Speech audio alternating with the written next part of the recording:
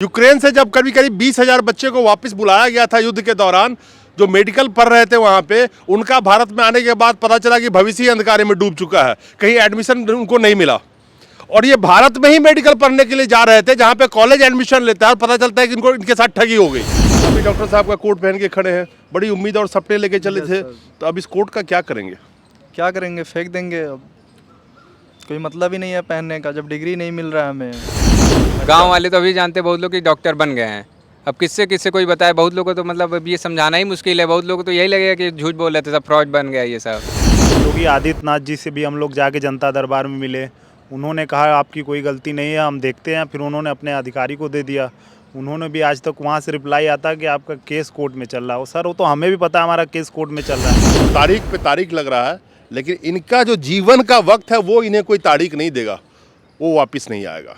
इस देश के नौजवान सोच लें कि उनका भविष्य किस तरफ जा रहा है, और आज ये खड़े हैं। मैं हमेशा कहता हूँ अगली बारी आपकी होगी। दोस्तों नमस्कार, हमारे साथ ये 4 नवयुवक खड़े हैं। इसमें से 2 जो ये बच्चे हैं, इनके पिताजी आर्मी में थे। एक किसान के पुत्र हैं, एक के पिताजी प्राइवेट नौकरी करते हैं। अब आप इन चारों में से किसी का भी नाम सुलेमान, रहमान, महमूद कुछ भी नहीं है। क्या नाम है आपका, बताइए पहले। दीपक पाल। आपका? अनूप। अंकित। आलोक सिंह। आलोक। आप समझ गए। मैं हमेशा कहता हूँ कि किस तरह से नौजवानों का भविष्य अंधकार में है। ये डॉक्टर साहब का कोट पहन के खड़े हैं और सपना लेके चले होंगे। इनके गार्जियन का सपना होगा कि अपने बच्चों को मैं डॉक्टर बनाऊंगा। बहुत मशक्कत करी होगी। एक प्राइवेट जॉब करते हैं इनके पिताजी। कहते हैं ना, justice delayed is almost justice denied. 4 साल इनको न्याय के लिए 4 साल से इंतजार कर रहे हैं। मैं ये कह सकता हूँ कब मिलेगा ये पता नहीं, लेकिन 4 साल इनके ज़िंदगी के वापस नहीं आएंगे। और ये डॉक्टर बनने के लिए कॉलेज में एडमिशन लेते हैं, जहाँ 4 साल से ये केस लड़ रहे हैं और 4.5 साल का कोर्स था।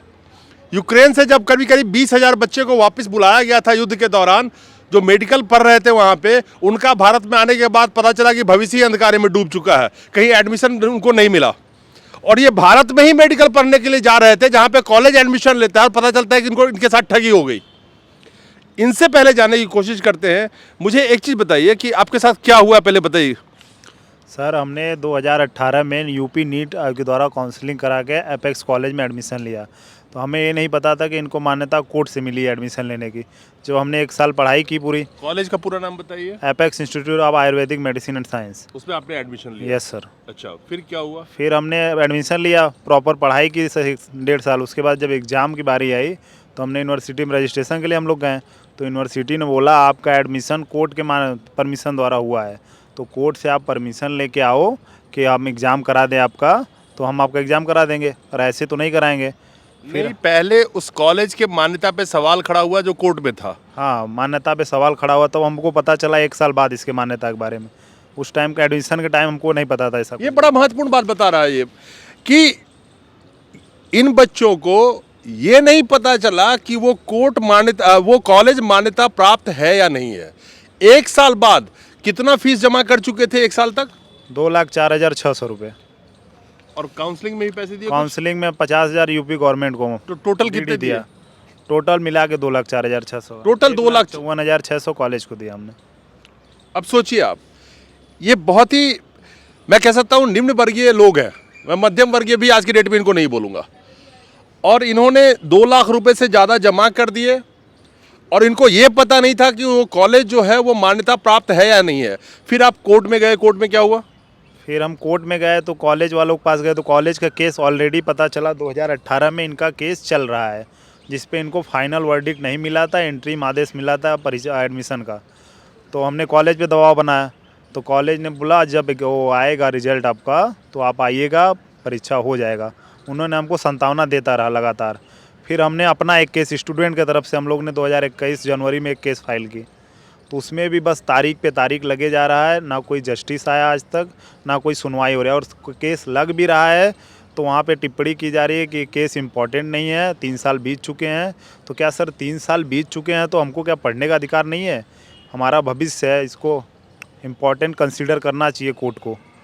अगर उन्होंने फैसला दिया है एडमिशन लेने का तो उनका धर्म बनता है कि हमको परीक्षा कराएं और हमारा भविष्य सुनिश्चित करें। नहीं, आप बता रहे थे कि जब आप काउंसलिंग में गए थे तो कोर्ट की तरफ से ही ऐसा आदेश था कि आप काउंसलिंग में शामिल होइए।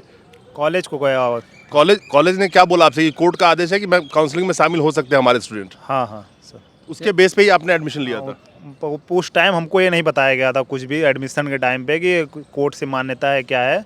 जब ये हमारा परीक्षा नहीं हुआ 1 साल बाद, तब हमें पता चला कि ऐसे इंट्रीम आदेश से कोर्ट से ला के हम लोग का एडमिशन लिया है। अब कोर्ट क्या कह रही है? कोर्ट कौन सी है पहले बताइए दर्शक। Allahabad high court. High court. वहाँ क्या? केवल तारीख पे तारीख पड़ती है, तारीख पे तारीख पड़ तारीख रही पे तारीख। वो जी कभी हियरिंग होगी नहीं, कभी जज नहीं बैठेंगे, 2 बजे उठ जाएंगे और हम लोग का केस 2 बजे के बाद लगता है क्योंकि वो अब एडिशनल में चला गया है। और कभी उसमें महीनों भर बाद डेट लगेगी, उस पर भी सुनवाई नहीं होगी, फिर अगले महीने चली जाती है, ऐसे ही होता है। है। कितने बच्चों के साथ ये हुआ है? 100 बच्चे हैं हमारी क्लास में। यानी कि करीब 100 बच्चे से 2-2 लाख रुपए ले करके और कॉलेज एडमिशन ले लेता है। वो मेडिकल कॉलेज जिसमें ये पढ़ रहे थे, अपेक्स नाम बता रहे हैं, अपेक्स है ना? Apex Ayurvedic apex Ayurvedic institute of medicine science, medical science या मेडिसिन साइंस? Medicine science. अब बताइए कि ये लोग एक लड़ाई लड़ रहे हैं, इनकी ज़िंदगी की 3-4 साल तो निकल गए, न्याय का इंतज़ार करते करते। वो वक्त वापस नहीं आएगा, लेकिन इस देश में नौजवानों का भविष्य जब दांव पे लगा हो तो उस केस से बड़ा इंपॉर्टेंट केस क्या हो सकता है मुझे नहीं पता। ये तो कोर्ट जाने और कोर्ट जो फैसला रही है उस पर कोर्ट जाने। लेकिन मुझे लगता है कि कहीं ना कहीं इन लोगों का भविष्य अंधकार में जा रहा है। आप भी डॉक्टर साहब का कोट पहन के खड़े हैं, बड़ी उम्मीद और सपने लेके चले थे, तो अब इस कोट का क्या करेंगे? क्या करेंगे, फेंक देंगे। अब कोई मतलब ही नहीं है पहनने का जब डिग्री नहीं मिल रहा है हमें। आपके पिताजी एक प्राइवेट जॉब करते हैं, कैसे पैसे इंतजाम किए होंगे ये बताइए उस प्राइवेट जॉब? कितने भाई बहन हो आप? 2 भाई 1 बहन है। 3 बच्चों को पढ़ाना, उसमें आप डॉक्टर बनने चले थे।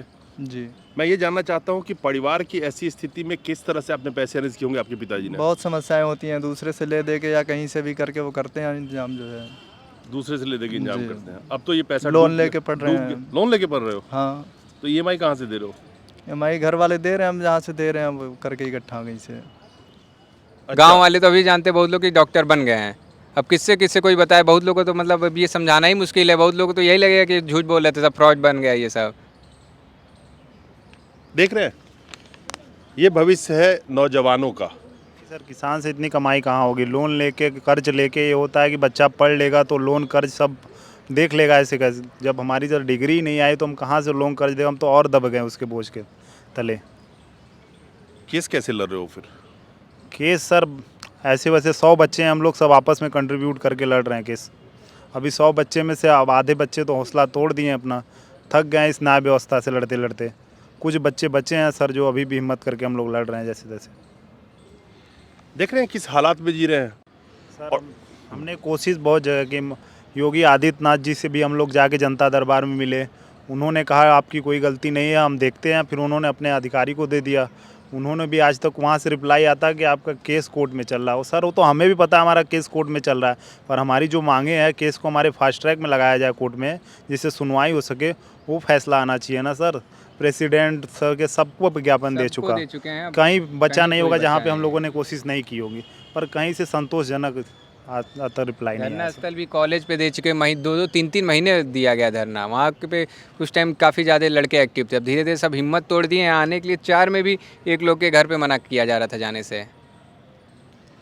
करीब करीब बता। हमारी तो हिम्मत सर टूट गई है, अब घर वालों की भी हिम्मत टूट गई है। वो लोग बोलते हैं छोड़ दो।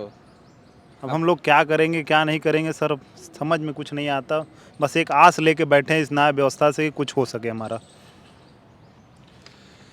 4 साल ऑलमोस्ट बीत चुके हैं और अगले 4 साल या 2 साल बाद अगर फैसला इनके हक में आ भी गया तो क्या इनको कोई फ़ायदा होगा? मैंने कहा ना, justice denied is almost justice delayed is almost justice denied. खैर, मैं दिखाना चाहता हूँ इस देश के नौजवानों को कि किस तरह से ये यहाँ पे लड़ रहे हैं अपने भविष्य के लिए।